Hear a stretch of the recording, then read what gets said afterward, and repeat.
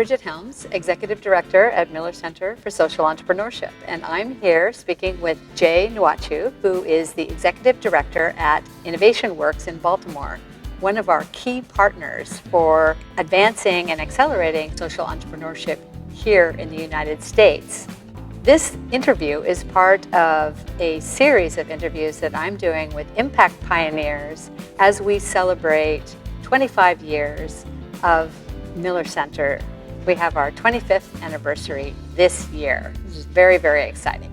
So, Jay, welcome. Thanks so much for joining us today. Thank you for having me. Really appreciate it. I'd love to kind of go back to the beginning of your relationship with Miller Center, and what was it like when you first encountered the center?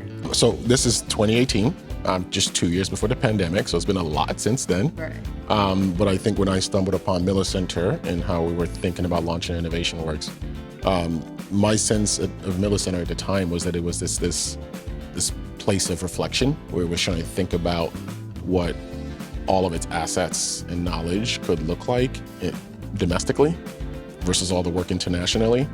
Obviously recognizing there were some attempts at some points to plant the Miller Center model in different places where a lot of lessons learned. And, coming from Baltimore, where we're just, for us, fortunate to have found you all at that particular time, because we were looking for big ideas that we could bring to Baltimore.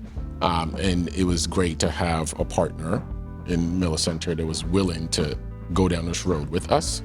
And it's been incredibly rewarding to be part of that journey, knowing that you guys were looking at this way and we were looking for something, and it was just the right time for those energies to cross, and it's been great ever since. It's really serendipitous. Yeah. Certainly. That's extremely cool. Certainly. Yeah. During your work with Miller Center, can you describe an aha moment that sort of stuck with you? I think for me it was 2019, the InRes program. Because after a while of hearing about this model and all the different elements of it, I'm like, this is sounding more and more complicated every single day. You got the mentor network, you have the programs, but just coming to the InRes and being on campus in 2019 was just this moment of seeing the full picture at play. Right. Got a chance to meet all the staff members, very energetic, very passionate, committed to this work. Getting to sit in a room with a bunch of mentors, like about 60 mentors, I think, at the time. Wow. And then all the social entrepreneurs who had traveled from afar to this place. And, this visual that I had was of us basically staying in a dorm on campus. Right. And I'm looking at all these amazing people. I'm like, everyone is just hunkered down in a dorm to work with each other for an entire week. Which means no egos are here. It means everyone is here because of mission and because of impact. And it just says something about the model when everyone is able to humble themselves enough to just be together for an entire week and help drive change across the globe. So for me, that was the aha moment of seeing it all play out in one particular setting, which is why these opportunities to be in this space are rewarding for me and exciting. It's interesting that you say that, because I also have this feeling of the great kind of like leveler, like everyone is in it together, regardless of sort of status or where they're coming from. It's very cool. I love that part of it. This is our 25th anniversary this year, and I'd love to get your insights on how we can continue to blaze the path forward for the next 25 years. I have a selfish interest in that. So we can, for me, I think about, once again, all the experience that Miller Center has accumulated over the last 2 decades in 25 years. And thinking about what that really means for not just the global society, but domestic, urban communities that I have a selfish interest in. I know for a fact what Miller Center has meant to Baltimore and helping us just not have to learn from so many mistakes and just recognizing that it's been done before, and also opening up our minds to see what is possible. Right, and I think the impact in Baltimore, we've heard many good things about, and we still have a long road to go, and continue to have you all as a partner is going to be important in that. But for me, more importantly, is what does it look like to shift the field of social enterprises in the United States? I think Miller Center has a really big role in that, because even in places like Baltimore, the term social enterprise is still used by a limited few. Yes. Right? Impact investing is still like, we're trying to figure out what that even means for a place like Baltimore. Right. I don't imagine that places like Pittsburgh or Cleveland, they're probably wrestling with the same things. Yeah. And we know how important this work is, So I think for the next 25 years, we need some key leaders across this country who are going to help us really, really unpack this model to meet some of the unique challenges that we face, especially in our urban corridors. Yeah. So I'm excited to see what Miller Center is going to do with that. And I'm excited to see how Baltimore can contribute to that as well.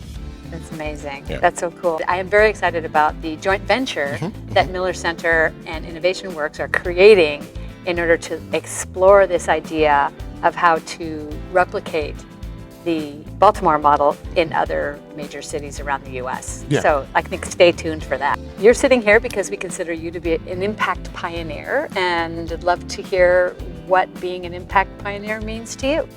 Wow, that sounds like a pretty hefty label title. And I mean, what that means for me, if I took myself out of that and just think about the framing, because like the entrepreneurs we serve in Baltimore, for me, are all impact pioneers, right? That's right. And collectively, what I think that means is identifying individuals who are seeing through things that the average citizen is not seeing, because where there are challenges, especially like challenges that have been around for a really, really, really long time, like the racial wealth divide.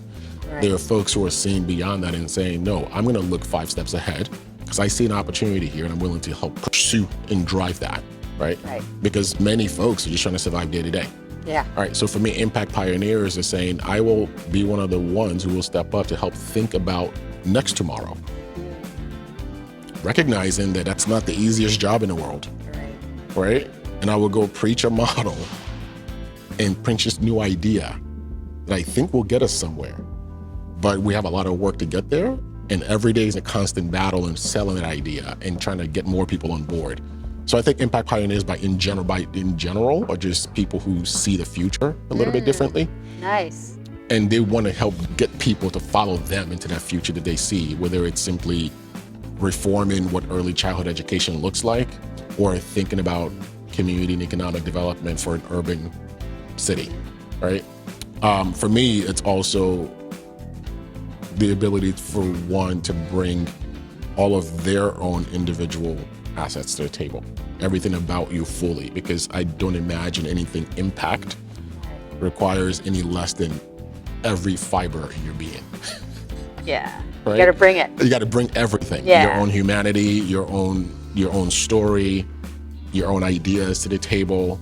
And I think some of the most influential impact leaders are the folks who are able to do all of that with great risk associated. Right? So yeah, those are 2 things I would put out there is what it means for me to be an impact leader. Nice. Yeah. I love that. Thank you. That's terrific. All right. So Jay, thank you so much for being here with us. Really appreciate it. Thank you.